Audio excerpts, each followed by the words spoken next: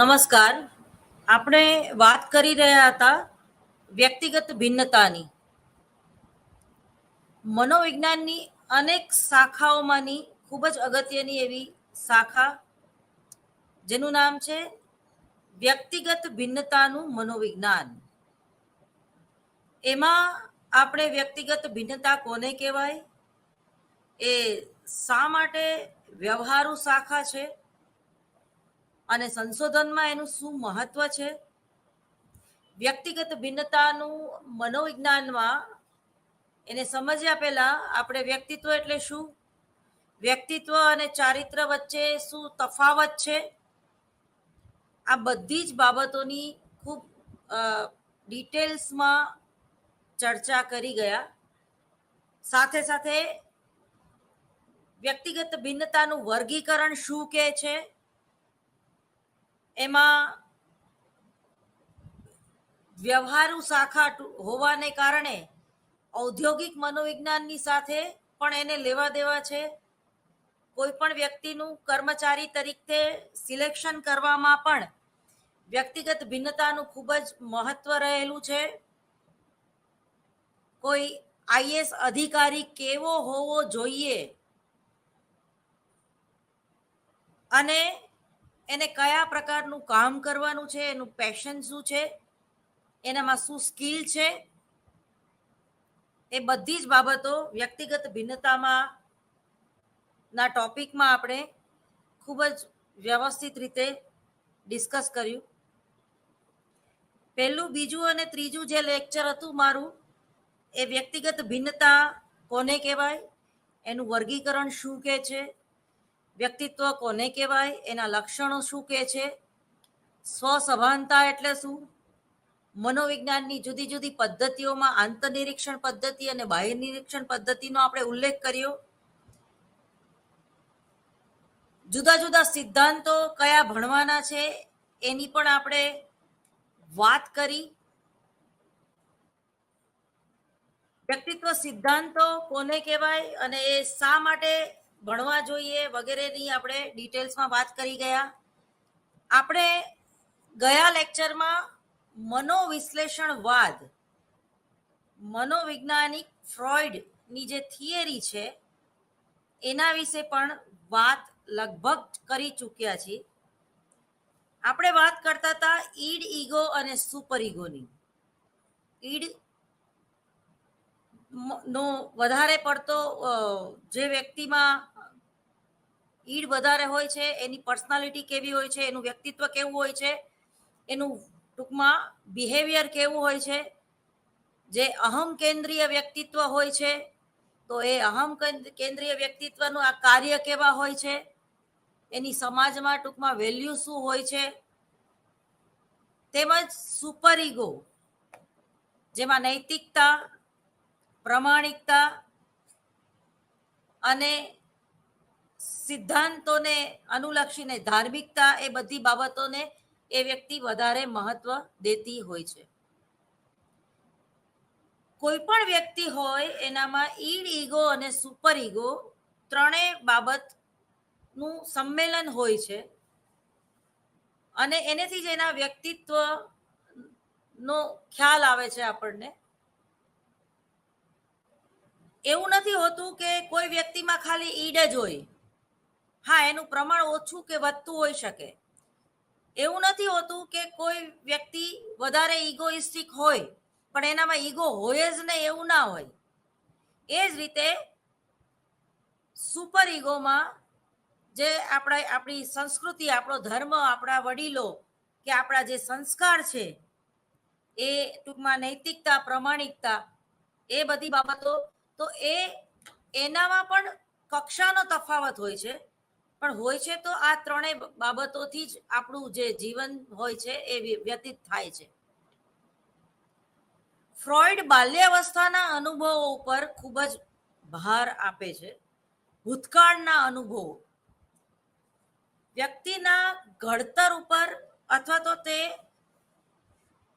આગળ પોતાના જીવનમાં કેવા પ્રકારનું કાર્ય કરી શકશે, કેવા પ્રકારની નોકરી ટૂંકમાં કરી શકશે અને પોતાનું જીવન કઈ રીતે વ્યતીત કરી શકશે, એનો જે આધાર છે એ બાલ્યાવસ્થાના અનુભવો ઉપર રહેલો છે. હવે અહીંયા પણ વ્યક્તિગત ભિન્નતાની વાત આવી. કોઈ જે બાળક છે એને પોતાની માતા ગુમાવી હોય કે પોતાના પિતાને ગુમાવ્યા હોય તો પણ એનું વ્યક્તિત્વ કંઈક અલગ બની જશે. એને જે વાતાવરણ મળવું જોઈએ, પ્રેમ, હૂંફ, સહાનુભૂતિ, એ ટૂંકમાં એની જે જરૂરિયાત સંતોષાવી જોઈએ એ પૂરી સંતોષાય નહીં. તો પણ એ ભૂતકાળના જે અનુભવો છે, માઠા અનુભવો, એ એના વ્યક્તિત્વને કુંઠિત કરે છે. આવું જે બાળક છે એ ઓવર રિજેક્ટિવ ચાઇલ્ડ, એટલે અથવા તો કોઈ એની બિચારો મા વગરનો, આવું એને વારંવાર સાંભળવા મળે છે. હવે નાનપણમાં તમે જે વ્યક્તિને જેવી કયો એવી એને ખબર નથી, એટલે એને એમ થાય છે કે હું બિચારો છું. એ જ રીતે ઘરમાં સ્ટેપ મધર હોય અને એને સરખી રીતે રાખતી ન હોય, રાખતી તો ના હોય પણ ઉપરથી એને ખૂબ મારતી હોય, તો પણ એ બાળક છે એ લઘુતા ગ્રંથિથી પીડાય એવું બને છે. એનામાં સ્કિલ, જે ગર્ભિત શક્તિઓ છે, એનો વિકાસ કુંઠિત થાય છે. ઘણીવાર ખાવા પીવામાં પણ એને એની મૂળભૂત જે જરૂરિયાત છે એ સંતોષાય નહીં. નવી માં હોય તો બરોબર જમવાનું એ ના આપતી હોય એવું બને. આપણે સમાજમાં એવા અનેક કિસ્સાઓ આપણી આજુબાજુ બનતા હોય અને તમે ઓબ્ઝર્વ કર્યા હોય તો તમને ખ્યાલ હશે. એ જ રીતે બહુ જૂનું પિક્ચર છે ગુજરાતી, માં કોઈની મરશો નહીં, તો એમાં પણ આ જ બાબત બતાવવામાં આવી છે. ઘણા તમે અને મેં બંને એવા પિક્ચરો જોયેલા છે કે નાનપણમાં માં ન હોય બાળકની પાસે તો એની અવદશા થાય છે. તો ફ્રોઈડ એના વિશે ખૂબ સરસ રીતે સમજાવે છે કે બાલ્યાવસ્થાના જે અનુભવો છે ને એ તમને જિંદગીભર એની સારી અને ખરાબ અસરો પડે છે. એ જ રીતે બાળકની માતા કેવી છે, બહુ ગુસ્સાવાળી હોય, ક્રોધી સ્વભાવની હોય, નોકરી કરતી હોય એટલે એને સમય ના આપી શકતી હોય બાળકને, તો ટૂંકમાં એવું બાળક કેવું હોય છે. અને જેમાં ખૂબ જ પ્રેમ અને હૂંફવાળી હોય, વધારે સંવેદનશીલ હોય અને જતું કરવાની ભાવનાવાળી હોય, પોતાના બાળકનું ખૂબ જ સરસ રીતે ધ્યાન રાખતી હોય, તો એ બાળકનું વ્યક્તિત્વ કેવું હોય છે. મને એક સમાચાર યાદ આવે છે કે 2012માં જ્યારે ધરતીકંપ આવ્યો ત્યારે એક કિસ્સો એવો બનેલો કે ધરતીકંપમાં માં અને બાળક એ ઘણા બધા પેલા મકાન પડ્યું તો એનેથી પથ્થરોથી દબાઈ ગયા. તો મરતી વખતે પણ માએ પોતાના બાળકની રક્ષા કરવા માટે જે કંઈ વજન હતું, જે કંઈ પથ્થર અને સિમેન્ટ હતો, એ પોતાના વાંસા ઉપર લઈ લીધો અને બાળકને શ્વાસ લઈ શકે એ રીતે પોતે એને બથ ભરીને બેસી ગઈ કે સૂઈ ગઈ. એ બાળકનું એટલું બધું એને કેટલી બધી સંવેદનશીલ હશે કે પોતાના બાળક માટે ટૂંકમાં સોચી સમજીને એ પોતે મરવા માટે ટૂંકમાં તૈયાર થઈ ગઈ. એને ખબર હતી કે હું જો આ મારા બાળકની રક્ષા નહીં કરું, કદાચ જીવી જાય, કદાચ એમ કોઈ બહાર ખબર પડે અને ચેક કરવા આવે અને મારું બાળક બચી ગયું હોય તો તમને નવાઈ લાગશે કે 4 દિવસ પછી એ બાળકને બહાર કાઢવામાં આવ્યું તો એ જીવતું બાળક હતું. એ જીવતું હતું એટલે કે એની માતા ઉપર જે પથ્થરો અને સિમેન્ટ જે ભાર પડ્યો હતો એનેથી એ લોહી લુહાણ થઈ ગઈ હતી અને એ જે લોહીના ટીપા બાળકના મોંમાં જતા હતા એ ખોરાક લઈને બાળક જીવી ગયું. બહુ કરુણ ઘટના છે પણ વાસ્તવિક ઘટના છે. હવે આ બાળક તો મોટું થશે ત્યારે કદાચ એને યાદ નહીં હોય. હું એ કહેવા માંગુ છું, જે કંઈ ભલે આપણે નાના હોય ને ત્યારે અમુક સમય દરમિયાન એ ઘટના આપણે ભૂલી જઈએ છીએ. ઘણા નાની ઉંમરે માતા ગુમાવી હોય તો એ બોલે છે કે મને તો મારા મમ્મીનો ચહેરો પણ યાદ નથી. હું એનો ફોટો જોઉં તો મને ખબર પડે કે મારા મમ્મી આવા લાગતા હતા કે મારા પપ્પા આવા લાગતા હતા. પણ આ જે એનો 4 દિવસ એકદમ ભોંયરામાં રહેવાનો જે અનુભવ છે, ખાલી એ બાળક શ્વાસ લઈ શકતું હતું ને પોતાના મનની જે લોહી નીકળતું હતું એ બૂંદથી એ જીવી ગયું. પણ આ આખી જે ઘટના છે એવું આપણને લાગશે પેલી નજરે કે એ ભૂલી ગયું હશે એમ મોટું થઈને, અથવા એ પોતે કદાચ 8-9 વર્ષનું થઈ ગયું તમે એને પૂછો તને યાદ છે તારા આવું થયું હતું ન્યૂઝમાં અમે તને આવી રીતે જોયો હતો કે તને આ રીતના બહાર કાઢ્યો. માની લો કે એ છોકરો અત્યારે 8 કે 12 વર્ષનો હશે તો એમ કહેશે કે ના મને કઈ જ યાદ નથી. પણ એને યાદ હોય છે એ વસ્તુ ક્યાં જાય છે? અનકોન્શિયસ માઇન્ડ, અજ્ઞાત મનમાં જાય છે. હવે આ અજ્ઞાત મનમાં આ જે ઘટના, અને જ્યારે એ બાળક ડરતું હતું કે મારું શું થશે, અને 4 દિવસે જ્યારે એને બહાર કાઢવામાં આવ્યું તો એનો અનુભવ કેટલો ભયંકર હશે. તો એના આ વ્યક્તિત્વને જો ચેક કરવામાં આવે તો કદાચ બની શકે કે એ નોર્મલ ના હોય, એનામાં ભય અને ચિંતાનું પ્રમાણ વધારે હોય, એ અંધારી જગ્યાથી બી જતો હોય, એને વૈષ્ણવ દેવીના દર્શન કરાવે, એને ગુફામાંથી પાસ કરવાનું તમે કહો તો એમ કે ના હું ગુફામાં નહીં જઉં, મને સફોકેશન થાય છે, મને ગુંગળામણ થશે. બંધ દરવાજો કરો તો એ ડરી જશે, બારી બારણા બંધ હોય તો એને મૂંઝારો થવા માંડશે. કારણ કે એ જે ઘટના છે એ ભલે એના ચેતન મન ઉપર ના હોય, એ ઘટના જે કંઈ બની છે એ તમારા અનકોન્શિયસ માઇન્ડમાં હોય છે અને હોય છે. આવું ફ્રોઈડ કહે છે. પણ એને યાદ કરવાની જરૂર નથી. અને આપણું આખું શરીર તંત્ર અને આપણું હાઇપોથેલેમસ કેન્દ્રથી માંડીને આપણી યાદ શક્તિ જે છે, તો જીવનમાં આપણને બધું જ યાદ રહી જતું હોત તો આપણે જીવી ના શકત. કારણ કે ભૂતકાળના જે અનુભવો છે એ ઘણીવાર દુઃખદ હોય છે. એને યાદ કરવાથી પણ પીડા થાય છે. કોઈ પ્રેમી કે પ્રેમિકા કે માતા પિતાને દરેક કે જીવનમાં ગુમાવ્યા હોય છે, અને એનું 12મું કે 13મું થાય 3 મહિના પછી એનું અસ્થિ વિસર્જન કરી દેવામાં આવે અને એ ઘટના ધીમે ધીમે ભૂલાતી જાય છે. અને એ બહુ સારી વાત છે, ભૂલાતી જાય છે. જો એવું સતત તમે યાદ રાખો અને તો એ એબનોર્માલિટી છે અને એ અસાધારણ વર્તન ટૂંકમાં કહેવાય.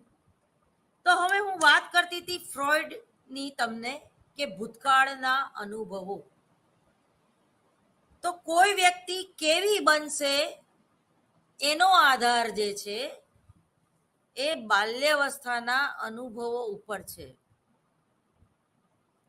જો પોતાની માતા જે છે એ પોતાના બાળકને સ્તનપાન ન કરાવે તો પણ બાળક ચીડચીડિયું થઈ જશે, વાતે વાતે રડે રાખશે, ક્રોધી થઈ જશે, આક્રમક થઈ જશે. કારણ કે એ જ્યારે સ્તનપાન કરે છે ત્યારે એને ફિઝિકલી અને મેન્ટલી, એટલે કે શારીરિક અને માનસિક સુખ બંને મળે છે.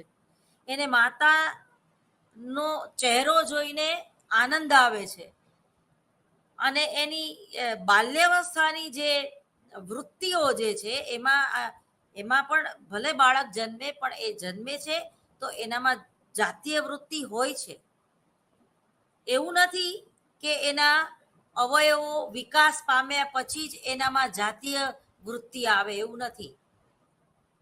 આપણે માણસનું બાળક કે પ્રાણીનું બાળક જન્મે છે એ ક્ષણે જ એ પ્રાથમિક જરૂરિયાતોથી ઘેરાયેલું હોય છે અને ત્યારે તો એનામાં ઊંઘ, આરામ, ખોરાક અને સેક્સની વૃત્તિ જે છે, જાતીયતાની વૃત્તિ, કામુક વૃત્તિ છે એ વધારે હોય છે. કારણ કે એનામાં કોઈ નૈતિકતા કે પ્રામાણિકતા કે એને ટૂંકમાં સંસ્કાર હજી નથી મળ્યા. એ બાળક નાનું છે, સારું ખરાબ, સાચું ખોટું એને કોઈ જ નોલેજ નથી. એના કુટુંબમાં એ કઈ જ્ઞાતિમાં જન્મ્યું છે, કે એના મમ્મી કેવા છે, પપ્પા કેવા છે, એને કંઈ જ નથી ખબર. માત્ર એને દૂધ પીવું છે, માત્ર એને સૂઈ જવું છે, મળમૂત્ર વિસર્જન કરવું છે. આ એની જે છે એને આપણે ઈરણ કહીએ છીએ, જરૂરિયાત. એની પ્રાથમિક જરૂરિયાત કહીએ છીએ. જો બાળક સતત ઊંઘે રાખે છે અને તમે જો એ ઊંઘમાં હશે તો આપણે એમ કહીએ છીએ કે એને એ હસે છે, ઇટ મીન્સ એને એનો પૂર્વજન્મ યાદ આવે છે. કારણ કે એ તમને નથી ઓળખતું, હજી એ જન્મેલું છે તાજું તાજું, એ એના ભૂતકાળમાં જ હોય છે. અને ભૂતકાળમાં એ માની લો કે એને એક્સિડન્ટ થયો હોય અને એ રીતે એનું મૃત્યુ થયું હોય તો એ એકદમ ચીસ પાડીને રડે છે. એટલે આ બધા સંશોધનના વિષયો છે. આ પૂર્વજન્મનું મનોવિજ્ઞાન એ પણ મનોવિજ્ઞાનની એક શાખા છે, પરંતુ એમાં સંશોધનો ખૂબ જ ઓછા પ્રમાણમાં છે. છતાં ફ્રોઈડ અને બીજા અન્ય મનોવૈજ્ઞાનિકો હિપ્નોટિઝમ પદ્ધતિ દ્વારા એ પૂર્વજન્મને પણ યાદ કરાવી શકતા હતા. અને 7 જન્મ સુધી પણ ઘણીવાર એવું બન્યું છે કે કોઈ વ્યક્તિ જે છે એ એના અને તમે ટીવીમાં સ્ટાર પ્લસમાં પણ એ પ્રકારનો પ્રોગ્રામ શરૂ થયો હતો. હું તમને 2012, 2013, 14ની વાત કરું છું.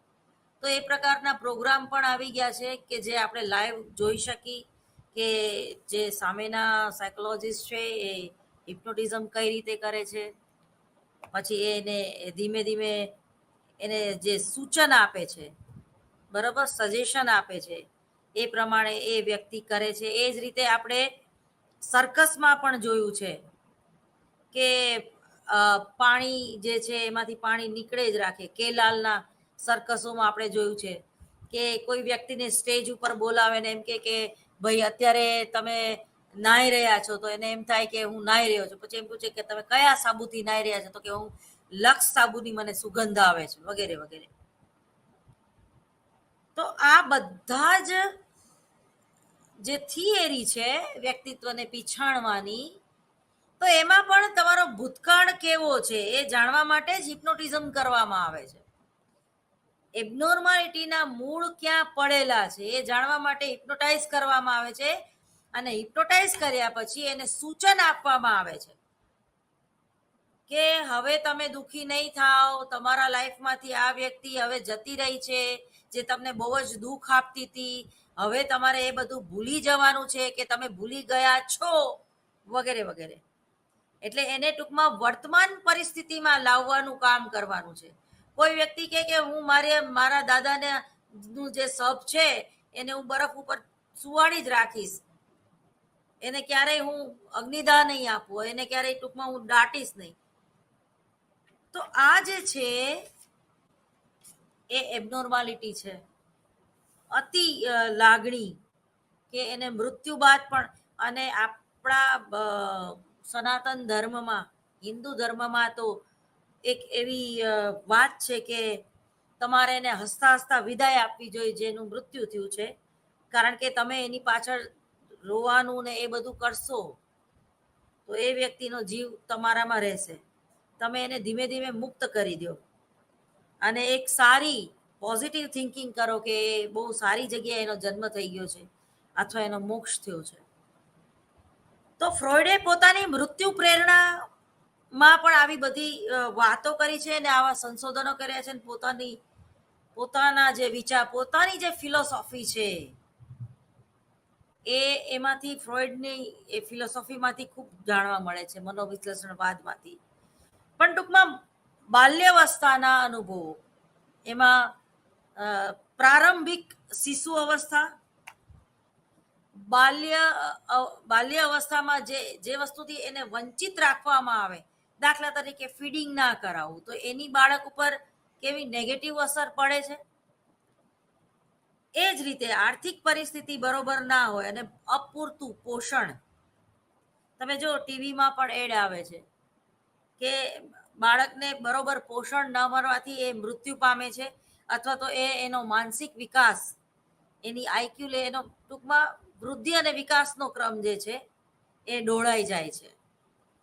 અને એકદમ જેને કહીએ ને કે સાવ દુબલું પતલું અને આમ હહી ગયેલું બાળક, ટૂંકમાં કુપોષણનો ભોગ બનેલું બાળક, પૂરતા પ્રમાણમાં વિટામિન અને પ્રોટીન ન મળે તો પણ એ બાળક જે છે એ માયકાંગલું થાય છે ટૂંકમાં, અને એ વિકાસનો ક્રમ પણ એનો સ્થગિત થઈ જાય છે અથવા તો ધીમો જોવા મળે છે. એ જ રીતે માતા પિતાના વ્યવહારની અસરો પણ બાળક ઉપર પડે છે. ઘરમાં રોજ સવારે ઉઠીને ઝઘડા કરતા મા બાપોને બાળક જોવે છે, અને બાળક જે છે એને પોતાના માતા પિતાનું કોઈ રિસ્પેક્ટ રહેતું નથી. પ્લસ એ પણ જો માતા પિતા અપશબ્દનો પ્રયોગ કરતા હોય, ગાલી ગલોચ જેને આપણે કહીએ છીએ, તો બાળકમાં પણ એ જ સંસ્કાર આવશે.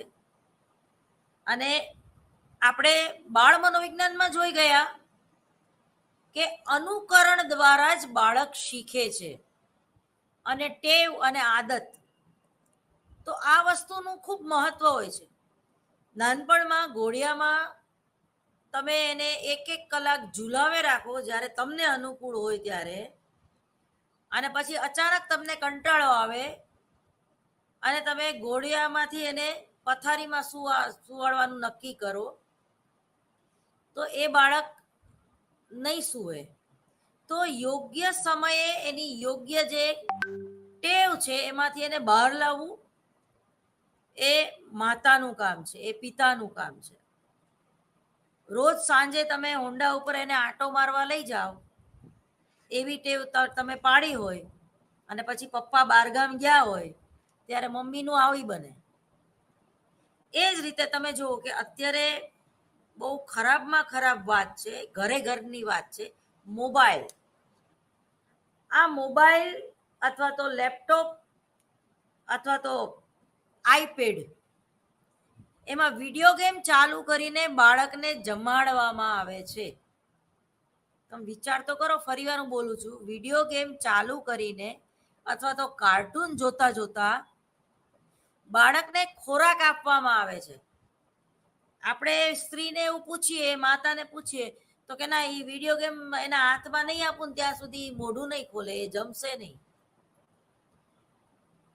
અને પાછા મા બાપ એમ કે છે કે મને આ ફોનમાં નથી ખબર પડતી, બોલો, પણ આને બધી ખબર પડે, કઈ ગેમ કેવી રીતે રમાય, બધું.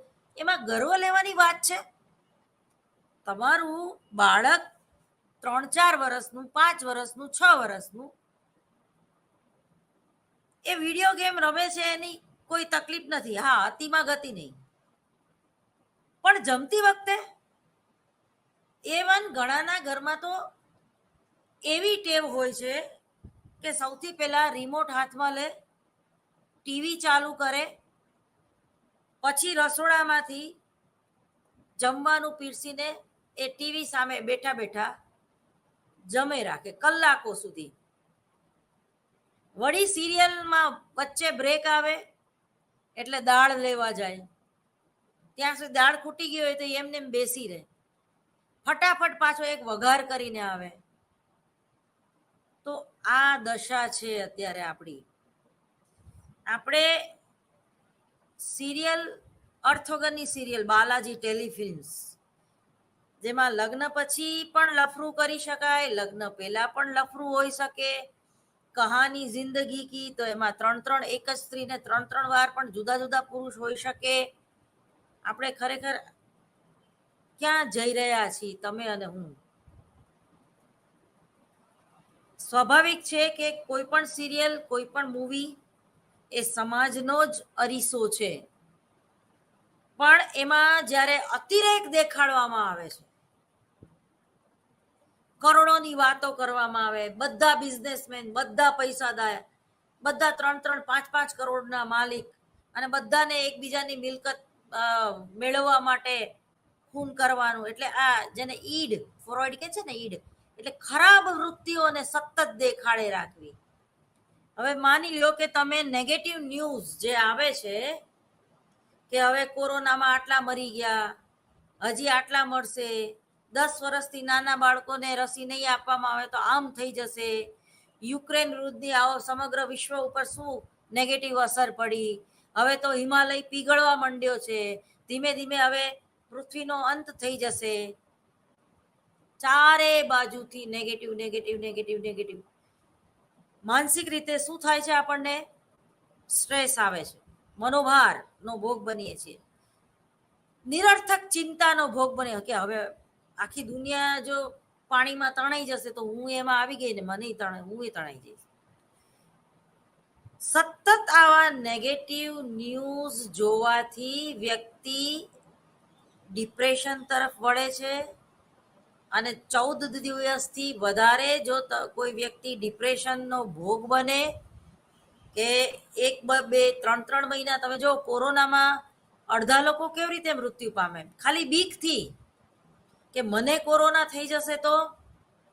એમાં ભારતમાં એવા 3 આપઘાત છે કે દાખલા તરીકે એક ભાઈ છે, એ ફોરેનથી આવ્યા અને એમને ક્વોરન્ટાઇન કરવામાં આવ્યા જે તે હોટલમાં, અને એમને એમ કહેવામાં આવ્યું કે તમારો કોરોના ટેસ્ટ થઈ જશે તો પણ તમને 7 દિવસ પછી જ બહાર તમારા ઘરે જવા દેવામાં આવશે.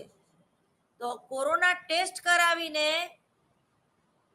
જે તે ડોક્ટર જે છે એને રિપોર્ટ આપવામાં વાર લગાડી 72, કારણ કે ઘણા બધાને ટેસ્ટ કરવાનો, આપણે સમજી શકીએ છીએ, હું ડોક્ટરનો વાંક નથી કાઢતી, પણ એ એટલા બધા બી ગયા એ વડીલ કે એને હોટલમાં આપઘાત કરી નાખ્યો પંખા ઉપર ટીંગાઈને.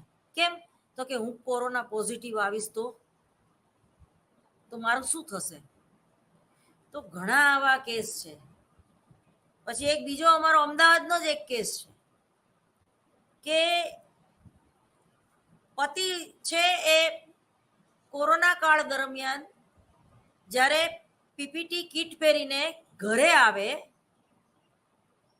પીપીટી કીટ એને વ્યવસ્થિત કાઢી નાખી હોય અને વ્યવસ્થિત બિચારો કે ભાઈ હું બધું સેનેટાઈઝ કરીને આવ્યો છું, કોઈને ડરવાની જરૂર નથી, મને કોરોના નથી થઈ ગયો, તો પણ એને ફરિયામાં ઊભો રાખીને એને ઉપર પાણીનો ડોલ ઉપર ડોલ છાંટવામાં આવે. તમે વિચાર કરો કે આ ડોક્ટરને ધન્યવાદ આપવો જોઈએ ને કે પેશન્ટની ટ્રીટમેન્ટ કરે, ભર ઉનાળામાં પીપી કીટ પહેરીને, અને ઘરે આવે તો પત્નીનો આવો ત્રાસ હોય, એને જુદા રૂમમાં બિચારાને ઘરમાં ક્વોરન્ટાઇન કરવામાં આવે. તો આ અતિ બીકનું પરિણામ છે. બસ મને કોરોના ન થવો જોઈએ. હવે આવું ત્યારે તમે નેગેટિવ સજેશન કહેવાય એને, અથવા મને કોરોના થઈ જશે તો બીક, ભય. આમાં પણ તમારી પ્રારંભિક શિશુ અવસ્થા, ઓવર પ્રોટેક્ટિવ ચાઇલ્ડ, જેને સાવ ખાલી આમ ઢીચણ ઉપર છોલાણું હોય તો એની માં હોય એને રડવું આવી જાય, ઓહો મારા છોકરાને શું થઈ ગયું. ના, એને સ્ટ્રોંગ બનાવવો હોય તો એ પડી જાય એની સામું એ નહીં જોવાનું, એની મેળાએ ઊભું થઈ જશે. પણ એ તો હજી પડી ગયું ને, આપણે જોશથી દોડ્યા ને આપણે જ રાડ પાડી એટલે એને રાડ પાડી, આપણે અપસેટ થઈ ગયા એટલે એ રોવા માંડ્યું, ખરેખર એને વાગ્યું જ નથી. તો તમારો ઉછેર કઈ રીતે થાય છે એ ખૂબ મહત્વનું છે. અને ઘણા બહુ સ્વાર્થી વૃત્તિના હોય છે, એ સતત એને બીક હોય છે કે મારો હસબન્ડ ડોક્ટર છે તો મને ચેપ લાગી જશે તો. આ કિસ્સામાં એ જ બન્યું. એ જ રીતે છૂટાછેડાના કેસ વધી ગયા કોરોના કાળ દરમિયાન. અને એક સંશોધન એવું એ છે કે વસ્તી વધારો થયો. તમે જો, કારણ કે સતત બધા સાથે રહેવાથી, જે પ્રેમ કરતા હોય એકબીજાને ત્યાં વસ્તી વધારો થઈ ગયો, અને જે નફરત કરતા હોય તો એને એમ થઈ ગયું કે આના કરતા તો કોરોના થઈ જાય તો સારું, કમસે કમ આની હારે રહેવું ન પડે. તમે જો કેટલા કોમેડી વોટ્સએપ પણ આવવા માંડ્યા કે ભાઈ છે એને વાસણ ઉટકાવવાનું, એને કચરા પોતું બધું કરાવવાનું, વિડીયો બનાવીને ખરેખર સંતોષ માનવાનો. આવું પણ બહુ ઓછી જગ્યાએ થતું હશે, કારણ કે આપણો જે સમાજ છે એ પુરુષ પ્રધાન સમાજ છે, આવું બહુ ઓછું થતું હશે.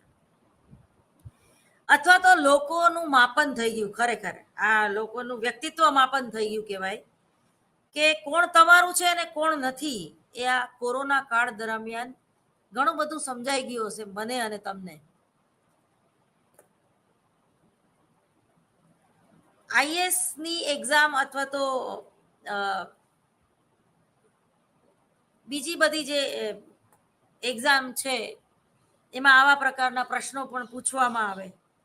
એ પ્રશ્નો પૂછવા પાછળનું કારણ તમારું વ્યક્તિત્વ કેવું છે, તમે કેટલા સંવેદનશીલ છો, અને મુસીબતમાં તમે ખરેખર કોને વફાદાર રહ્યો.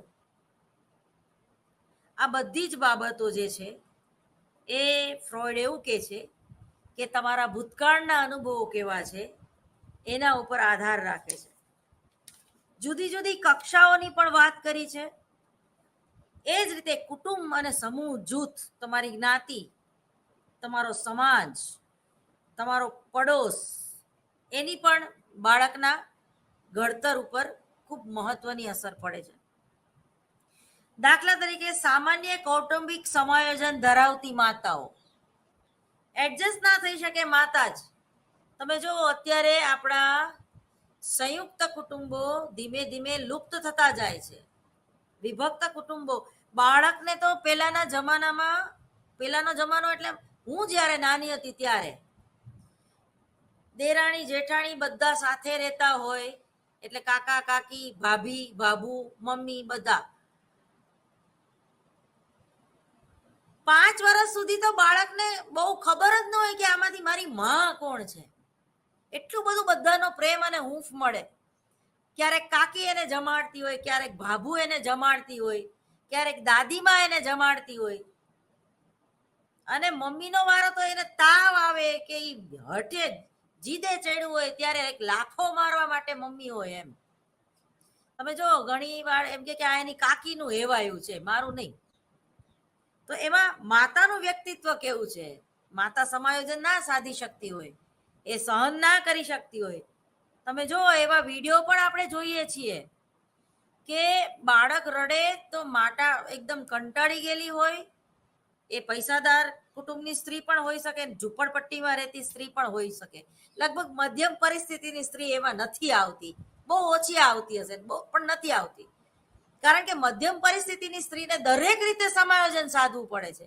એ નોકરી પણ કરતી હોય છે, એ ઘર પણ સંભાળતી હોય છે, એ પોતાના બાળકનો સારામાં સારી રીતે ઉછેર પણ કરતી હોય છે, અને એને લોક લાજે એ દેવું કરીને પણ પોતાના છોકરાને સરસ રીતે ભણાવતા હોય છે. આખી જિંદગી બિચારા લોન ભરે રાખે.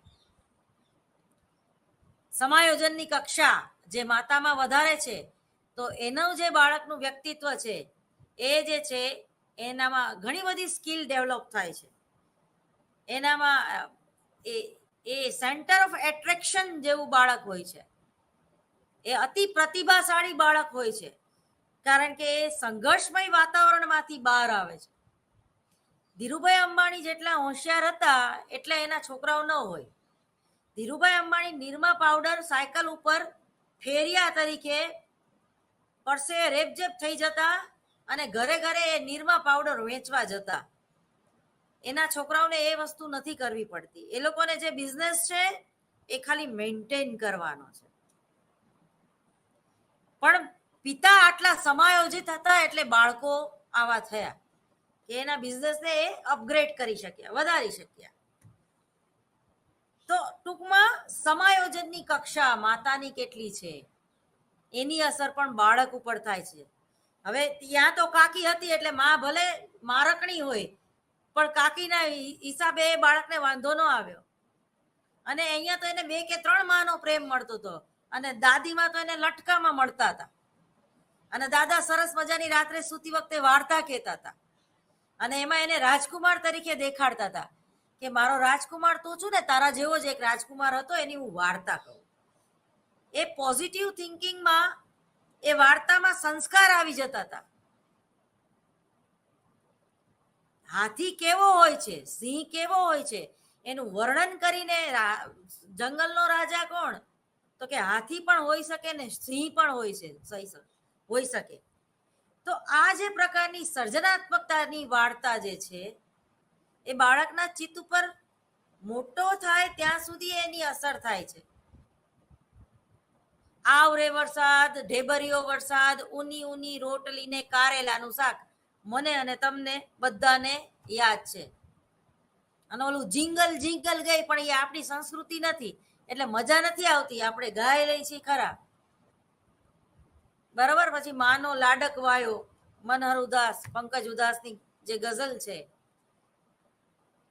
તો આ રીતે બાળકનો જ્યારે ઉછેર થાય છે, માતા જ્યારે ગર્ભમાં પોતાના પુત્રને કે પુત્રીને ગર્ભમાં હોય છે ત્યારે પણ જો એ ગીતાના શ્લોક કે સારી વાતો, પોઝિટિવ વિચારો, તો એ અભિમન્યુના 7 કોઠાની બધાને ખબર જ છે.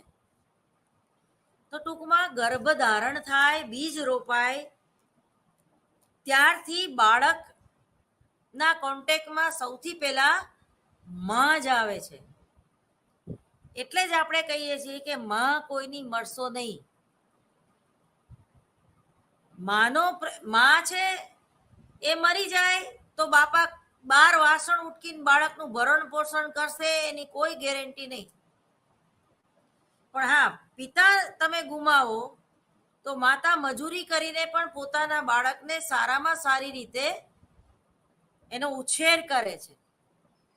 પણ માતામાં જ જો સમાયોજનની કક્ષા ઓછી હોય તો એવું બાળક પણ ઓવર રિજેક્ટિવ ચાઇલ્ડ હોવાથી એનામાં આક્રમકતાની કક્ષા બીજા બધા બાળકો કરતા વધારે હશે, અથવા તો એનો જે વ્યક્તિગત વિકાસ જે છે એમાં ક્યાંક ઉણપ જોવા મળશે.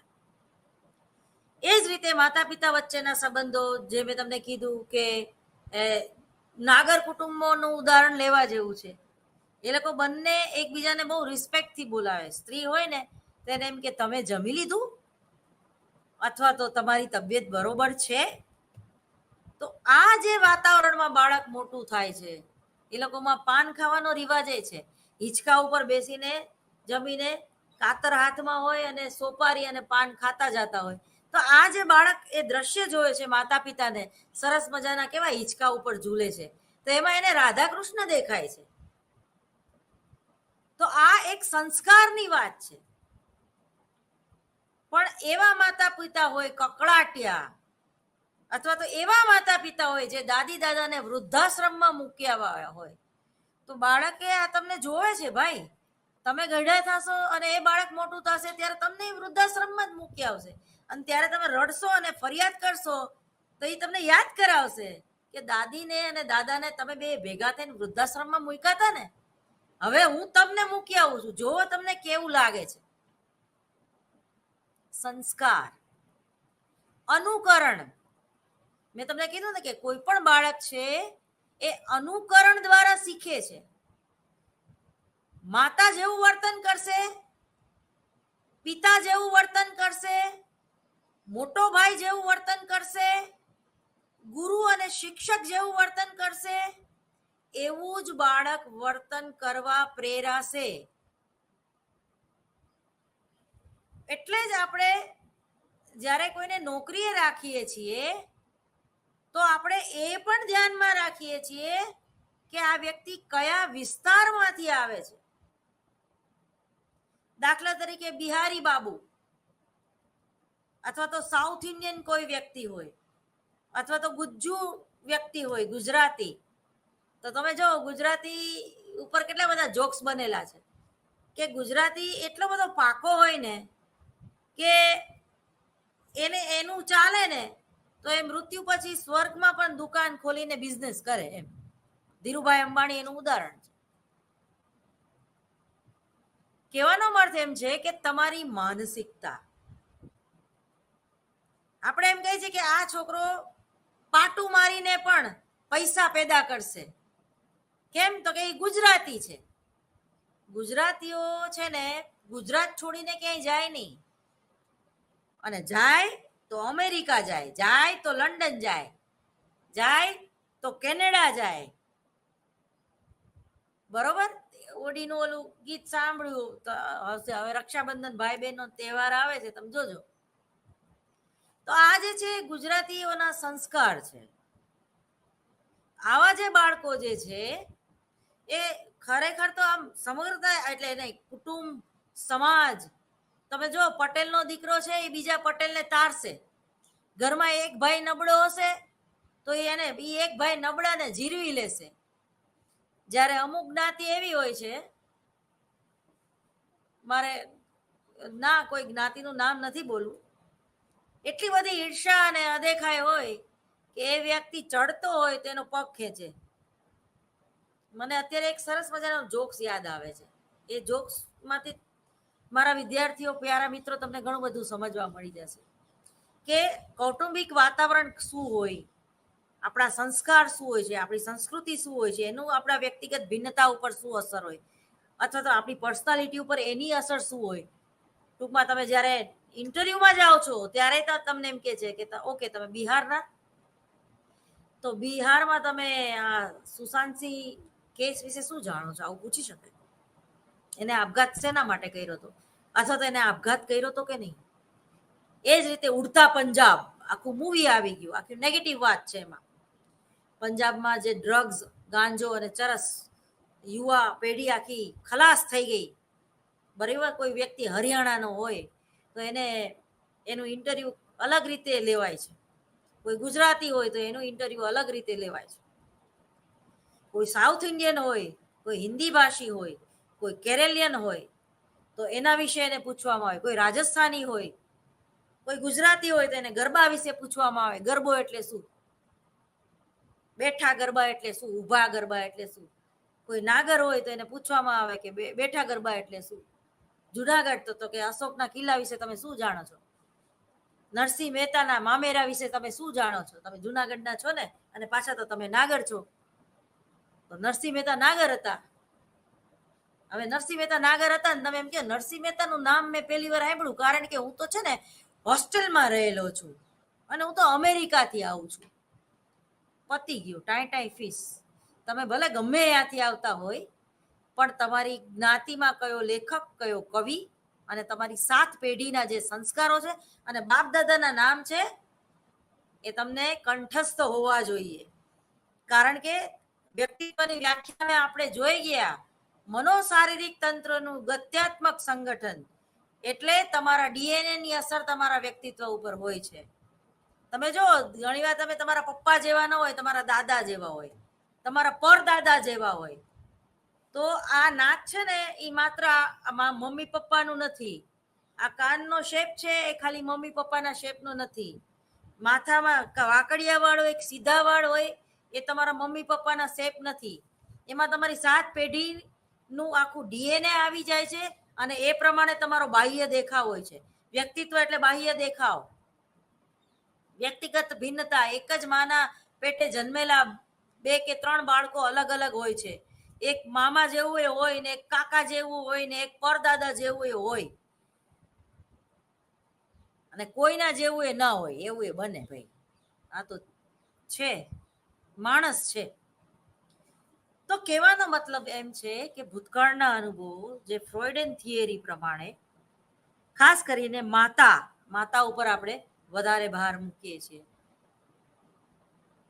તો હા, એ તમને જોક્સ કહેવાનો હતો. તો એક 3 પેટી હતી કાચની, એમાં એક અમેરિકન ડેટકા રાખવામાં આવ્યા હતા, એને ખુલ્લા મૂકી દેવામાં આવ્યા હતા. એક ડેટકા હતા એ ચીની ડેટકા હતા, એને પેક કરી દેવામાં આવ્યા. અને ભારતના જે ડેટકા હતા એને તો ખુલ્લા મૂકી દેવામાં આવ્યા. ટૂંકમાં બે પેટી હતી, ચાઇનાની અને અમેરિકાની, એ લોકોને પેક કરી દેવામાં આવ્યા અને ખાલી ભારતના ડેટકાને ખુલ્લા મૂકી દેવામાં આવ્યા. પછી જેના ઉપર પ્રયોગ કરવાનો હતો એને પૂછવામાં આવ્યું કે આ ડેટકાની જાત જે છે એ એક જ જાતના છે, બધા ઇન્ડિયાના જ ડેટકા છે. અમેરિકાની પેટીમાં ભલે મૂકવામાં આવ્યા, પણ છે તો એ ઉછેર એનો અમેરિકા થયો છે. બધા 3 ડેટકા છે, પણ ઉછેર એનો ફ્રાન્સમાં થયો છે કે જાપાનમાં થયો છે, કોઈ પણ દેશનું નામ લઈ લો, છે બધા ઇન્ડિયન. પણ આનો જે ઉછેર છે એ ઇન્ડિયામાં થયેલો હતો. અને ઇન્ડિયાને પેટી ખુલ્લી રાખવામાં આવી. તો કે કેમ ખોલી? તો કે જેવો ચડશે ને બીજો ડેટકો એનો પગ ખેંચશે, એટલે એ પાછો હતો યાની આવી જશે. એટલે આપણે કોઈ આગળ વધે ને એનો પગ ખેંચવામાં ઉસ્તાદ છીએ, કહેવાનો મતલબ એમ છે.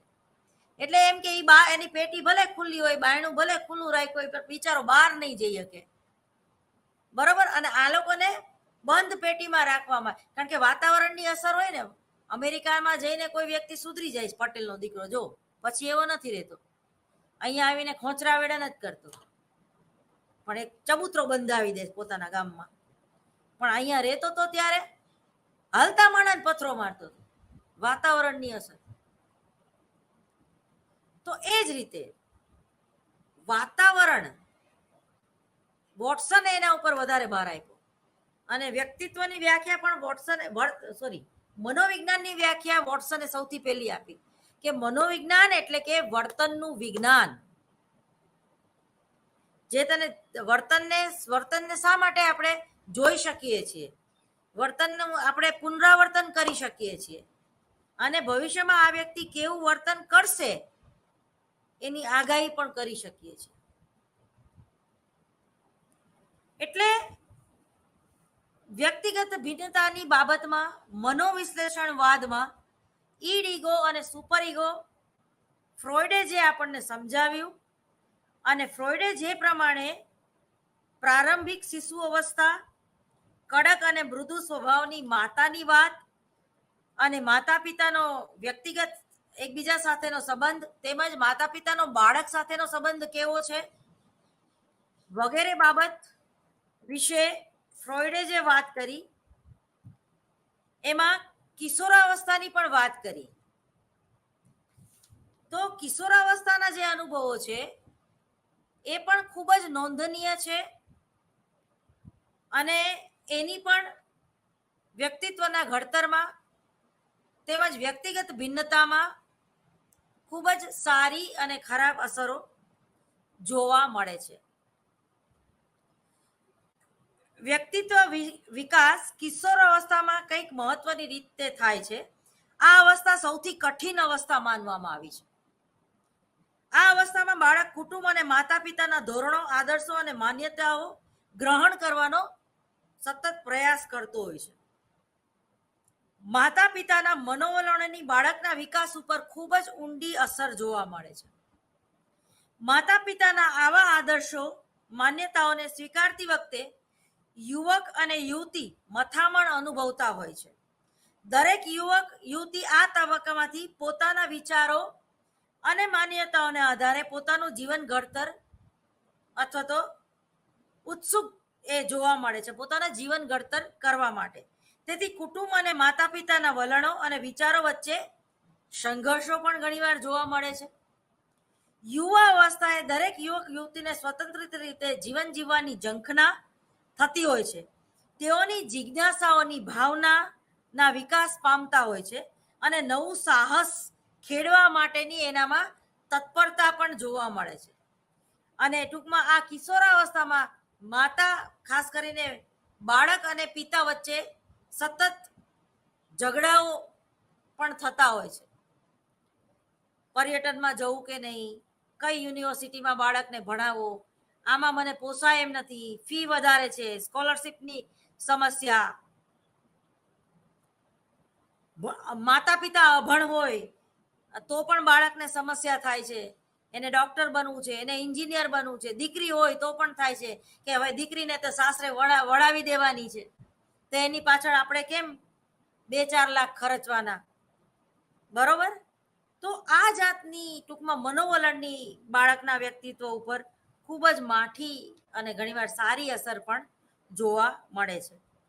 તો ઘણા કુટુંબમાં એવું હોય છે કે ભાઈ તને અમે 1 રૂપિયો દહેજમાં નહીં આપી, રજીસ્ટર મેરેજ કરાવી લેશું, પણ તારે નોકરી તો કરવી જ પડશે. નોકરી એ દીકરીનું હથિયાર છે. સાસરામાં પતિ કેવો મળે કેવો નહીં, એની આર્થિક પરિસ્થિતિ છે કેવી છે કેવી નહીં, જો એને ભણાવી ગણાવી અને નોકરી કરતી હશે તો એ વધારે સારી રીતે પોતાનું જીવન વ્યતીત કરી શકશે. આમ કેટલાક યુવક યુવતીઓ માતા પિતાના વલણો અને માન્યતાઓ અનુસાર જીવન જીવવાની તૈયારી બતાવે છે, તો અમુક લોકો નથી બતાવી શકતા, એને પોતાની રીતે જીવવું હોય છે, એમાં કંઈ ખોટું નથી. પોતાની સ્વતંત્ર નિર્ણય શક્તિ વિકસાવવાની તાકાત એ ક્યાંથી આવે છે? તો એનો જો સ્વતંત્ર વિકાસ થયો હોય તો. નાની નાની વાતમાં તમે બાળકને ટોકે રાખો, એટલે અટકાવે રાખો, અથવા તો માતા પિતા જો સતત કમ્પેરિઝન કરતા હોય છે કે તારા કરતા તો તારો મોટો ભાઈ વધારે હોશિયાર છે, તારા કરતા તો પડોશીનો છોકરો હારે છે, એને સાયન્સ લીધું, તો આ પ્રકારની, કારણ કે બે વ્યક્તિગત ભિન્નતાની વાત છે, બે વ્યક્તિ ક્યારેય સમાન હોતી નથી. ખીલેલી સવારની ખીલેલું ગુલાબ, એની ઉપર ઝાકળનું બિંદુ પણ સમાન હોતું નથી. ઇવન તમે આજે તમારો મૂડ પણ સમાન હોતો નથી. અત્યારે મારો કંઈક જુદો મૂડ હોય, કાલે લેક્ચર લેવા આવું તો કંઈક જુદો મૂડ હોય, એવું બને. તો વ્યક્તિગત ભિન્નતાની બાબતમાં જો તમે બાળકનો વિકાસ અને વૃદ્ધિનો દર અને પરિપક્વતાનો દર વ્યવસ્થિત કરવા માંગતા હો તો બાળકને થોડીક ફ્રીડમ આપો, એને સ્વતંત્ર રીતે વિચારવા દો. તમારા વિચારો બાળક ઉપર થોપવાનો કોઈ જ મતલબ નથી. મેં અને તમે બંને 3 ઇડિયટ પિક્ચર જોયેલું જ છે. એ 3 જુદા જુદા મિત્રો જે છે, અને કરીના કપૂરનો જે રોલ છે, અને એને એના ભાઈને ગુમાવ્યો અને એને આપઘાત કરવો પડ્યો, અને એ અંતે પોતાના પિતાની સામે બોલે છે કે તમારા હિસાબે જ એ એક એવી વાત છે કે દીકરી આવે તો ડોક્ટર બનાવવાની અને દીકરો આવે તો એન્જિનિયર બોલાવવા. ફિક્સ હતું એ લોકોના કુટુંબમાં. એની જે આખી વાત છે, ખૂબ જ સમજવા જેવું પિક્ચર છે. તો ટૂંકમાં આ બધી જ બાબતો ફ્રોઈડે મનોવિશ્લેષણવાદમાં આપણને ખૂબ જ સરસ રીતે સમજાવવાનો પ્રયત્ન કર્યો છે. એ પછી આવે છે, ફ્રોઈડ કહે છે કે શૈક્ષણિક નિર્ધારકો. તો એમાં પેલું છે સંસ્થાકીય બાબતો, શિક્ષકોનું વલણ વિદ્યાર્થી પ્રત્યેનું, સબ્જેક્ટ પ્રત્યેનું, વિષય પ્રત્યેનું, એ રીતે બાળકોનું વ્યક્તિત્વ અને એની સિદ્ધિ. જો સિદ્ધિ એટલે દાખલા તરીકે તમે એમ કહો કે હું TYBA પાસ છું, તો એ તમે સિદ્ધિ મેળવી કહેવાય. અભિયોગ્યતા. પણ ઘણીવાર તમે સિદ્ધિ મેળવી લીધી હોય અને છતાંય તમારી કોઈ એવી પર્સનાલિટી ના હોય કે તમે IASની એક્ઝામમાં તમે માની લો કે પાસ થઈ ગયા, પણ ઇન્ટરવ્યુમાં તમારી હવા નીકળી જાય. તમને એક ઉદાહરણ આપું. એક ભોંદુ જેવો વિદ્યાર્થી, નાનપણથી કીડો, વાંચવાનો કીડો જેને કહીએ, આખી જિંદગી એને વાંચવામાં જ કાઢી અને ફર્સ્ટ રેન્કમાં જ આવ્યો, અને હવે એને IAS બનવું છે. IASની લેખિત પરીક્ષામાં પણ એ પહેલો જ નંબર આવ્યો. મૌખિક પરીક્ષામાં પોતાના વિચારો એટલા બધા સારી રીતે વ્યક્ત ના કરી શક્યો, એમ માની લ્યો, અને છતાં ગૂગલ જેવી કંપનીમાં એને નોકરી મળી ગઈ. હવે એક જે છે એ એવરેજ સ્ટુડન્ટ, પણ એની વાક ચાતુર્ય, એની સમજાવવાની કળા, એની સમાયોજનની કક્ષા, એનું મળતાવડાપણું, એ લાઈવ જે બોલવાની અભિવ્યક્તિ, એની જે નિર્ણય શક્તિ ઓન ધ સ્પોટ, તો આ વસ્તુ એને ભલે એને 56% હોય કે 58% હોય કે માંડ પાસ થયું હોય લેખિત પરીક્ષામાં, પણ ઇન્ટરવ્યુમાં એનો મૌખિક પરીક્ષામાં એનો પહેલો નંબર આવ્યો. માની લો કે સામાવાળાએ એને એવો પ્રશ્ન પૂછ્યો કે માની લો કે પૂર આવ્યું છે અને એક બાજુ તમારી પ્રેમાળ પત્ની છે, પ્રેમાળ પત્ની છે જે તમને ખૂબ સમજી શકે છે, તમારી હારે ખૂબ એડજસ્ટ થઈ શકે છે, તમને પૂછ્યા વગર પાણી નથી પીતી અને એનું જીવન એ તમારી આસપાસ વીંટળાયેલું છે. એ તમને ભગવાન જેવી જ એ પતિ, ટૂંકમાં એને એ ભગવાનના રીતે તમને જોવે છે. ટૂંકમાં એમાં શરણાગતિનો ભાવે છે, ખાલી પ્રેમ નથી કરતી. આધિપત્યનો ભાવ જ નથી, શરણાગતિનો ભાવે છે. અને એ તમને ટૂંકમાં બહુ સહન કરે છે, એવી સ્ત્રી છે, ખૂબ સંસ્કારી. અને એક બાજુ તમારી માતા છે કે જે ખૂબ દુઃખ આપે છે, ક્રોધી છે. હા, તમને પ્રેમ તો એ બહુ જ કરે છે, પણ તમે એને બહુ જ પ્રેમ કરો છો. પણ તમને એમ કે પૂર આવ્યું તો તમે તમારી માને બચાવશો કે તમે તમારી આ પ્રેમાળ પત્નીને? તમે બેમાંથી એકને જ બચાવી શકો એમ છો, બેયને નથી બચાવી શકો એમ. આ શરત છે.